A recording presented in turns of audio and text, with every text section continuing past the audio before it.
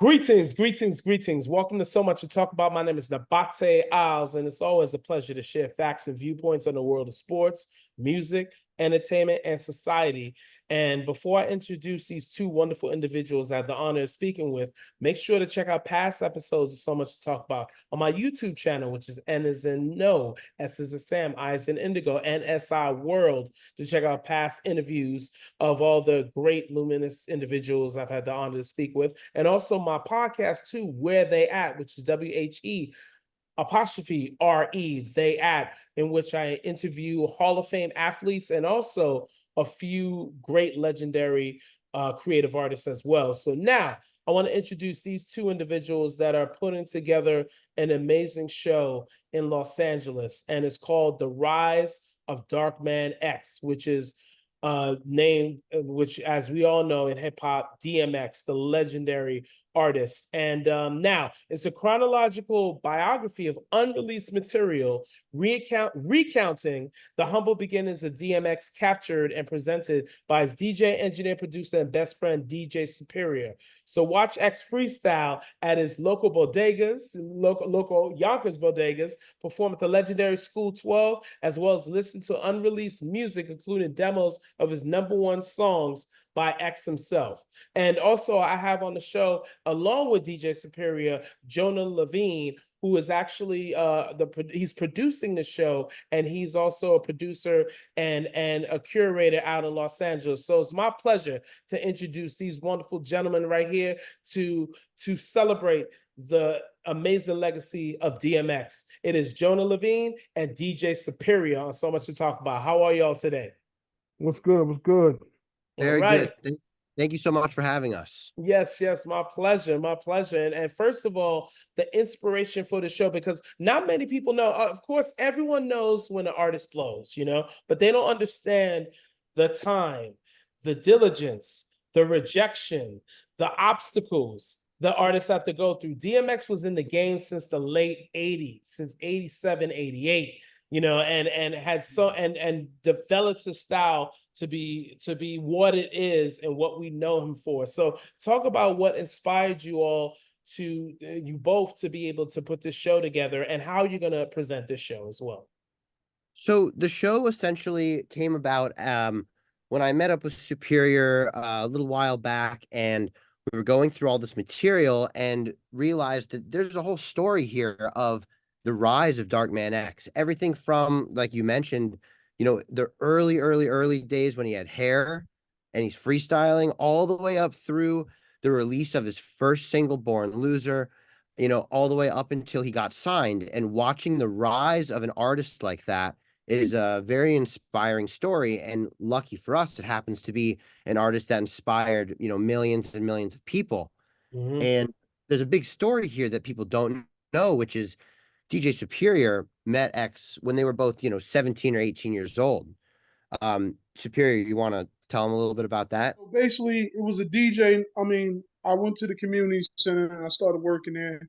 I was doing parties and stuff like that at a young age. And my boy DJ Lloyd K-Son, which is DMX's first DJ, one of his first DJs, they were doing parties and battles and all stuff like that. K-Son got locked up, had to do some time for a while. Then X came to me and said, "Yo, where do we go from here?" So first, I didn't want to do it because I ain't like X. You know what I'm saying? X used to rob a lot of my peoples and shit at parties. I could curse, right? Oh, yeah. It's fine. It's fine. Mm-hmm. Yeah, he used to rob people and stuff, but he was a good dude. We started talking and stuff, and then we started being cool. We started doing mixtapes and all type of stuff like that. And I was trying to show him a different way to do certain stuff instead of robbing people and doing stuff like that. Mm-hmm. Mm-hmm.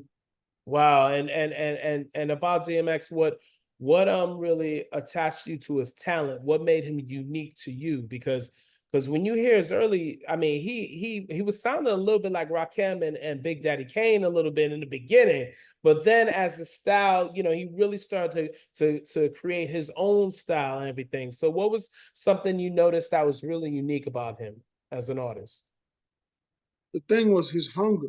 It was his hunger, and he didn't really care. Like when he wrote rhymes, we wrote rhymes to destroy people. You know what I'm saying? When I used to keep pictures up in the house and I said, write a rhyme for everybody. And that's what he just wanted to get on. He wanted to be heard. And that was his hunger right there. Regardless whatever he was going through on the street, which he was going through, he still was always writing rhymes and stuff. He taught me how to rhyme. Wow. There's a lot of songs. There's a lot of songs with just me and him. A lot. Oh, wow. And that's Ton. all gonna premiere at the end. First, I just want to promote where it's gonna be at and the dates for the show, The Rise of Darkman X. It's gonna be Thursday, July 11th, Friday, July 12th, and Saturday, July 13th, each night, 8 p.m. in Los Angeles. It's gonna be at the Los Angeles Theater Center, 514 South Spring Street, Los Angeles, California. So make sure to check that out. I'm here talking with Jonah Levine, the producer of the show, and also DJ Superior, who's best friends with DMX, early DMX, and saw the rise of Darkman X. So now talk about how is the show going to be presented? Break it down. Yeah. Break it down. So the show is essentially going to be a chronological biography, if you will, starting with unreleased footage and music of X through these formative years. So as early as 88, watching him develop his style, you can watch how he freestyles and the things that he talks about, and they change over time. You'll get little glimpses of what he was like when he was being rowdy. There's some footage where they allegedly may have taken a limo that didn't belong to them. They're freestyling in there. Allegedly, we don't really know. There's lots of footage of them, Superior and X, working in Superior's apartment, because I don't know if you knew this, but Superior's apartment used to have, it was a historic spot. He had artists coming in and out. Superior was managing a lot of different artists, and X would freestyle in there, and they would go back and forth and just be spinning, throwing on beats, trading bars, 16 here, 16 there. There were other artists from the scene that would be there, like Jinx from GOG, which was, the crew back at the time. So you can really listen and watch these artists develop. And of course, all of these artists ended up becoming big, huge hit artists. And a lot of the tracks that they would freestyle and they would work on in Superior's apartment became these records that we all know and love, like Slippin', that came out years later, but that was done in, what would you say, 91, 92? It was done around 91, 92. Slipping, Get At Me Dog. All the main, there's a lot of hits that we had already done already. Also, the style Spellbound, him and K Solo went at it with that, but That's right. created that. X created that, and there was a time that I think Russell Simmons put out a Beef CD when they put a lie detector to K Solo. And I'm not going to say K Solo didn't write his style. His style he wrote, but X is the one, he's the original author of Spellbound. Right. And speaking of that, like that's why like he was able to release those two albums, right? Basically, Yeah, in 98, he 6 months apart, like which was rare. It's rarity now, you know what I mean? Because he had that material pretty much set from the get-go. Yeah, when they said it to him, they said, "You think you could do it again?" He said, "What? Let's go. X, let's go." And he was ready to do it again. And just like Junior, Biggie Smalls had Junior Mafia, Cameron had Dipset, me and X had GOG, Gangsters of the Ghetto. You know what I'm saying? So we had all of that before big shout out to big shout out to the R. You know what I'm saying? They did their thing. You know what I'm saying? In the beginning was just me, that CEO, and X. That's all it was. And then later on, everybody else came. But in the beginning, it was just us three. Wow. Interesting. Now it's I know he started out with Columbia Records and everything. And it's real interesting because Columbia had Nas and Big L too, like a little bit later, but kind of like, and Def Jam was an imprint for Columbia at that time. So how come X didn't roll with Def Jam early? Because they ended up, of course, signing him later on. What happened was, this is what happened. He was signed to, like you said, Columbia, but it was think Rough it was House. it was Rough House Columbia. That's Mhm. what it Right. was. Yeah, Rough House Columbia, and we was there when Nas was there. Nas dropped a record called Halftime, that's right. On and the we Zebrahead soundtrack initially. yes, Yeah. and we dropped Born Loser. So Born Mhm. Loser just didn't do good. You know, Irv thought it was gonna work. It didn't work, and this is before Irv had his deal. So big shout out to Irv because Irv is the one who brought the stuff to Def Jam that Mhm. told, Leor, you got to hear these guys. He's responsible for bringing X and I believe Jay-Z over there or whatever, Mhm. making Yeah. them aware of whatever. So Right. what happened is that deal didn't work. Bone Loser didn't work. And it was one time, I said it in the Rough Rider Chronicles, and X said it. One time we bought a record to Wendy Williams. We bought Born Loser to her. And she took the record. Then she drove down the street and threw it out the window.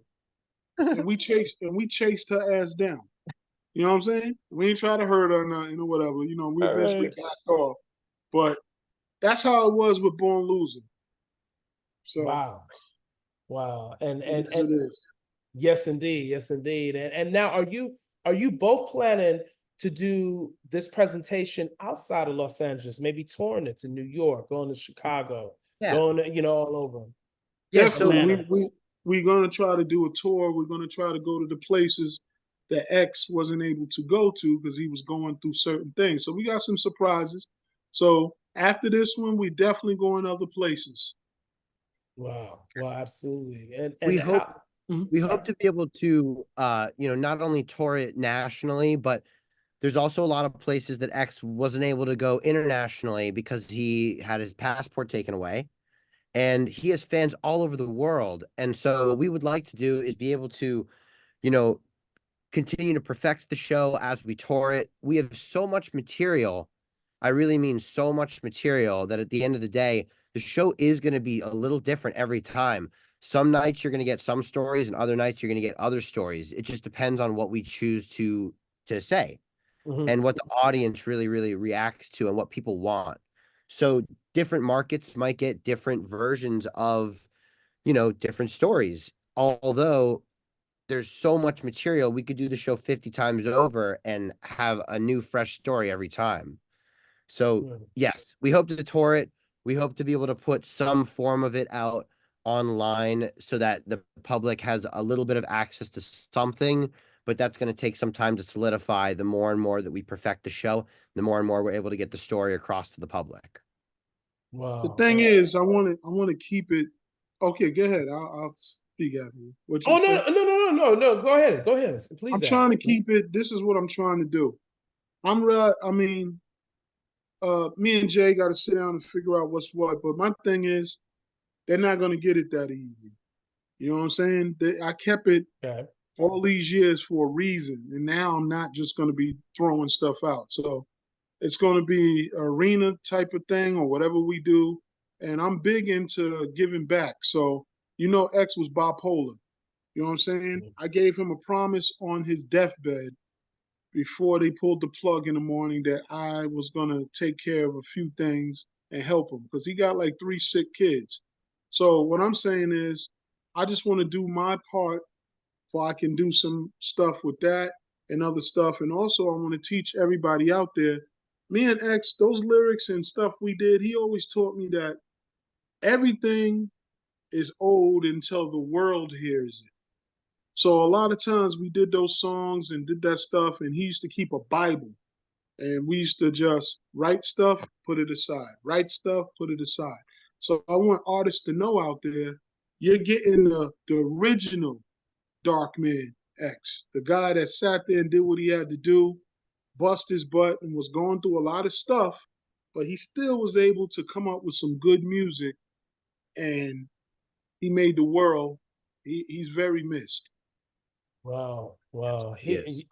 Yes, indeed. I'm here with DJ Superior and Jonah Levine. They're presenting a wonderful showcase that is coming up on the early career of Darkman X, DMX, the rise of Darkman X. And that's going to be at the Los Angeles Theater Center, 514 South Spring Street in Los Angeles on July 11th, 12th, and 13th at 8 p.m.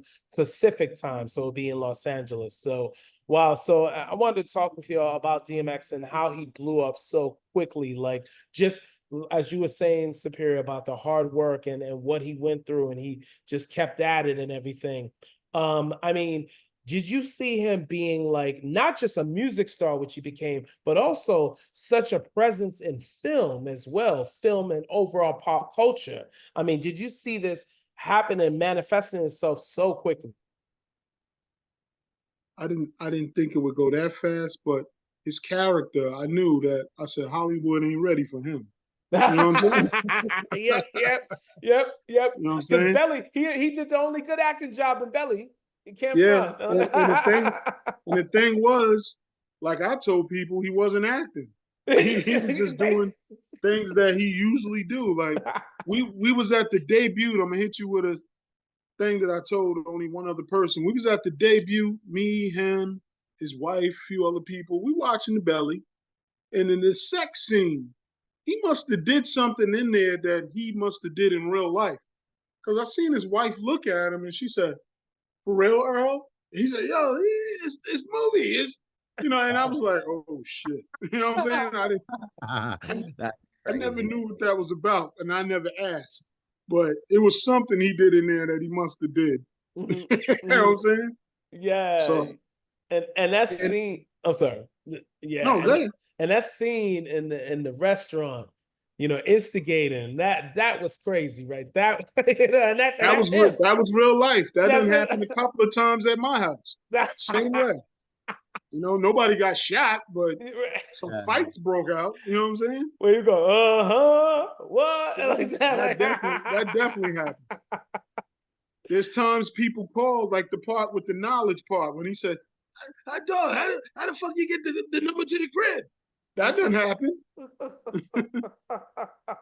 Even Wow. Hype Williams said that allegedly, the script, X kept changing certain shit. Like, let's do it this way. Let's do it this way. Hmm. you Hmm. know, so it came out. It's a cult classic, though. Belly Yes, is a cult classic, you absolutely. know? So, Absolutely. And also Exit Wounds, Romeo Must Die. Those films yeah. like really caught on as time went on and just shows versatility. Like he Absolutely. told me about oh man, Steven Seagal. He said he was really hurting people, man. He said when he kicked Steven, that was for real. He said, yo, dog, he be hurting his stunt people. He breaking them up. you know? Yes, Crazy. indeed. And did you hear Steven Seagal's out reggae album? Nah, No. he made an Uh, album? yeah, it's really him, man. It's Oh. interesting. It's not horrible. It's not Oh, okay. great. It's not good either. But so I'm sure. Well, I wonder if he talked with X about music, and I wonder what conversations they had for sure. I ain't gonna say that. I don't want to run into Steven Seagal in the street because he's Yeah, straight. I He's don't straight. want to get hurt, man. I'm not trying to get hurt, bro. Yeah, that He's cat does and the have a way he temper. talks, and the way he talks, he's not even hyped. So you ain't gonna know when he's gonna hit you. He like, yo, come here. Was you on that show? I seen the interview. Like, I ain't got time to deal with him. Well, and what wanted to ask both of you this question about, because there was a rivalry with of course X and Jay-Z. They had battles before they became hyped and everything like that.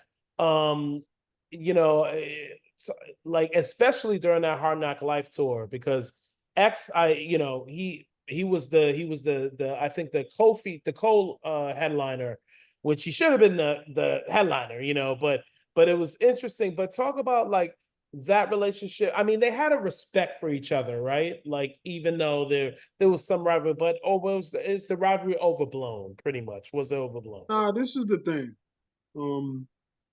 I think he had respect for Jigga, but at the same time, he didn't like the cockiness from him. Mhm. He felt like, when Jay-Z became president, he felt like he got the call from Jay-Z. Jay-Z said, yo, the inmates took over the building. We good.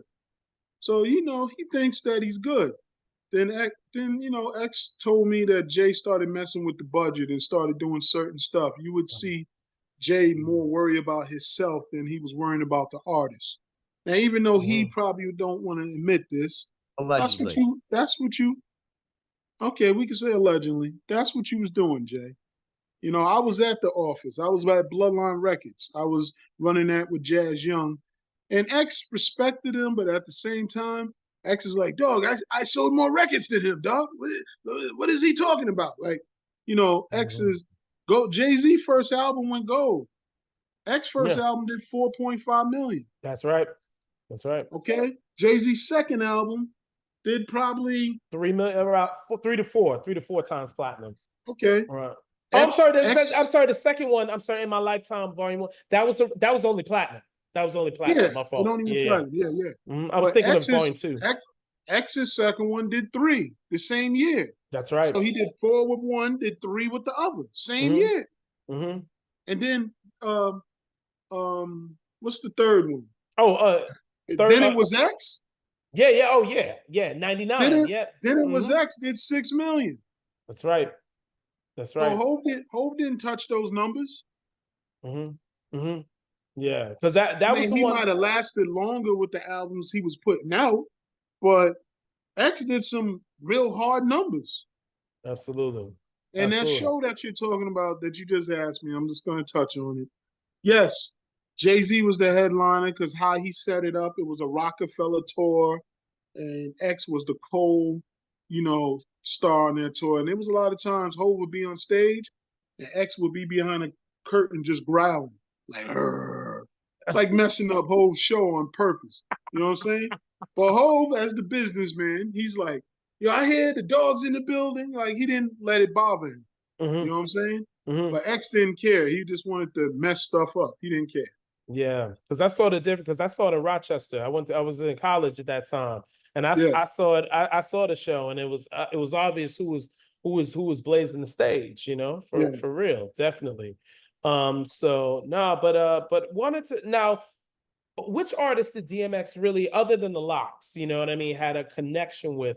Which other artists did DMX really have that bond with whenever there were features involved, things like that, behind the scenes? Or who was he going to work with before he passed away, unfortunately? First of all, good. Sorry, I'd like to interject for a second. It's funny, when you hear some of these tracks and freestyles that were done with Superior and X, trading 16s, something that a lot of people don't know is at one point Superior and X were offered the same deal. Interesting. Yeah. When you hear Superior with Ruff House, right?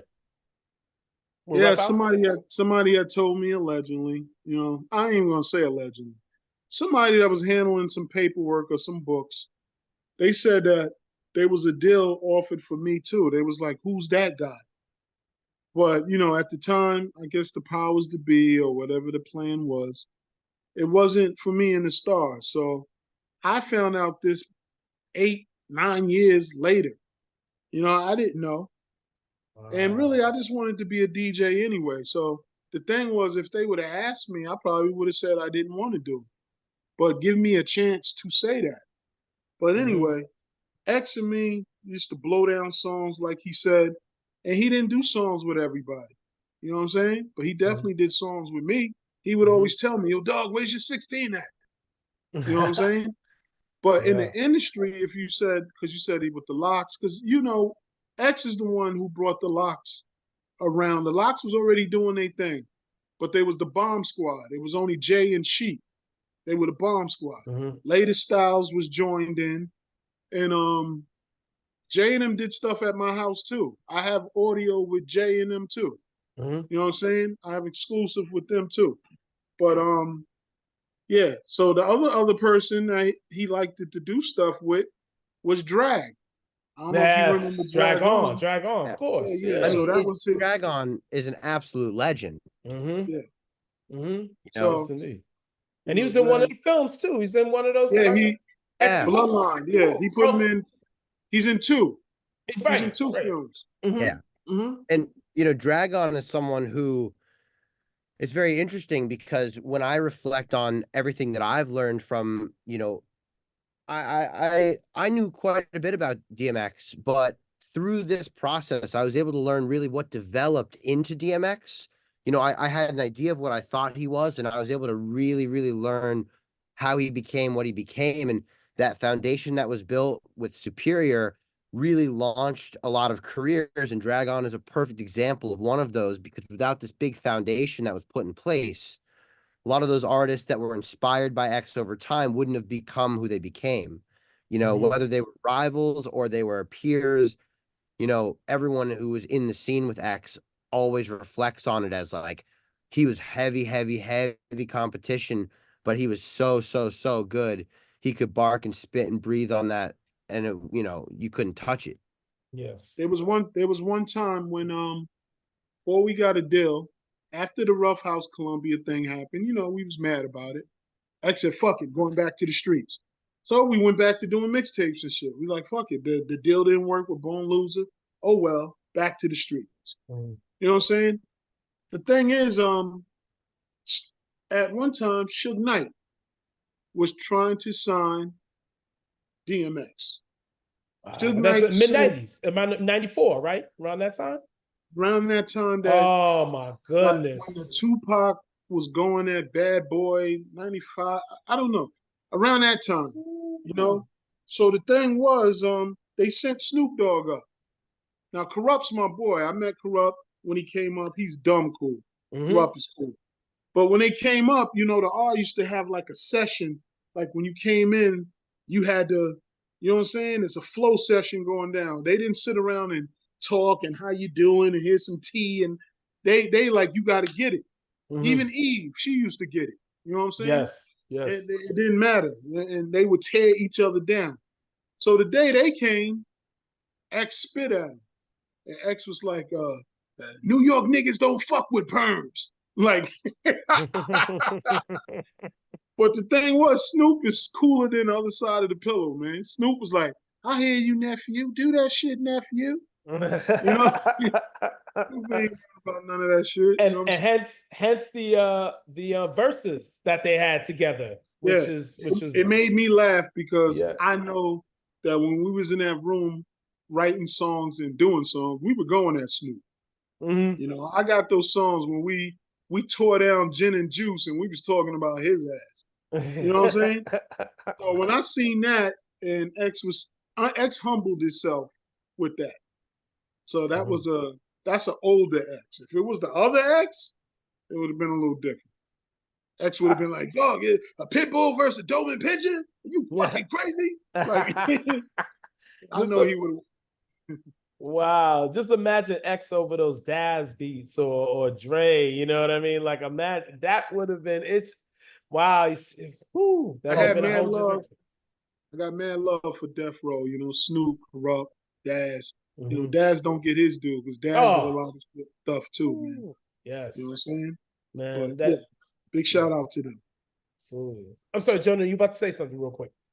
I was going to say, a lot of these unreleased freestyles and tracks that we have, you actually get a chance to hear X on all sorts of types of beats, things from jazz. There's obviously, great classic hip hop beats, things Mm-hmm. that there's a couple of beats, like there's a Jamaican beat that's pretty wild that, Oh wow. X didn't even want to do. He didn't even want to hop on it. And, Superior was like, come on, you better fucking rap. And he Yeah, I did. used to put beats on.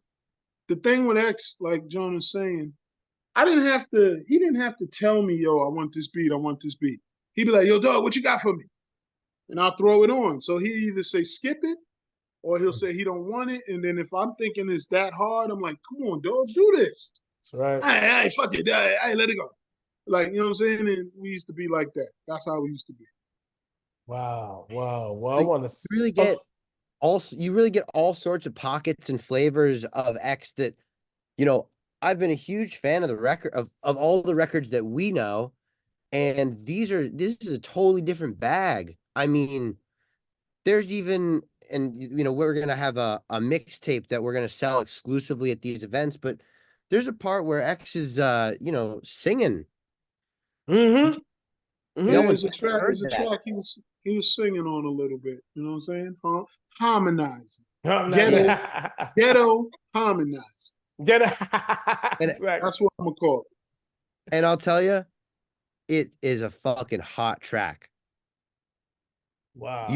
You won't find anything like that anywhere else. I mean, And I I feel go I ahead. feel lucky to even know that it exists, Mhm. Mhm. but listening to it is an experience. And I would Wow. like to shout out everybody who helped my man get his situation, do what he had to do. I'm gonna give you all your credit. This is not about tearing people down. This is about telling y'all about the foundation, the rise of Dark Man X. I was part of that. Men lie, women lie, video and audio don't. Mhm. So that's all we're doing. We're showing what built that up. Because think about it. If the engine wasn't there what me and X built, you could have had the car with the rims. It could have been painted. It could have looked good, and it wouldn't have went nowhere Mhm. if we Wow. didn't do what we had to do. So if X was the engine, I was the goddamn motor oil. Wow. Absolutely. And speaking of how he blew up and how he became successful and how he became a legend, you were part of that, Superior, for sure. You know, Exactly. And you could go to definitely. VH1 Behind the Music. I licensed footage to them, and then I licensed footage to BET, Mhm. Rough Rider Chronicles. And if I wasn't there, I wouldn't have been able to do that. And also, Absolutely. there's a book out. I helped X with his book. That book, Earl, you can open the book. It's going to say some materials by Superior. Mhm. And in this song, there's a song called Niggas Can't Touch Me, Kid, that me and X produced. Irv Gotti mixed. But when it Mhm. went out, they said Irv Gotti did it. But it did not show up on no album. Right. So, it's cool. I respect that they didn't do that because that could have got ugly. You know Mhm. what I'm saying? But Wow. But I give Irv his credit because if it wasn't for Irv walking it in doing his thing, we probably wouldn't have heard the dog in the world, you Wow. know? Absolutely. So we got to Wow. give all of them their credit. The CEOs, they went through hell getting X to record songs, and he used to hide some days. He used to remember he still had the addiction problem. So there's a lot of times we couldn't find him. I had to go find him sometimes. But Wow. everybody did their part to bring that man to the world. But what I'm just saying is, if we didn't do what we had to do, it would have been nothing for you to put together to bring to the world. So that's Absolutely. all this is, showing building the artist and what all MCs out there could think about when you're doing music. Don't let no one tell you that, oh, that's old, that's this. It's not old until it comes out. Slippin' sold the whole second album by his damn self. Mhm. We didn't even have Mhm. to drop a second single. It was already at 3 million. Yep. Absolutely. Absolutely. Wow, that's deep. And I want to once again give the information on this wonderful event that's coming up, the Rise of Dark Man X, which is going to be presented at the Los Angeles Theater Center, 514 South Spring Street in Los Angeles, California. It'll be Thursday, July 11th, Friday, July 12th, Saturday, July 13th, 8 p.m.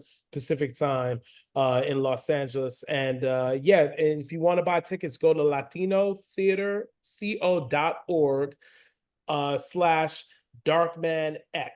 So please make sure to buy tickets and support this wonderful, wonderful event that DJ Superior and Jonah Levine are doing. And I want to thank you both for being on so much to talk about the legendary DMX for sure. Can Thank I you, can I gentlemen. say one thing before we go? Oh, sure. Yeah. Yes, sir. Okay.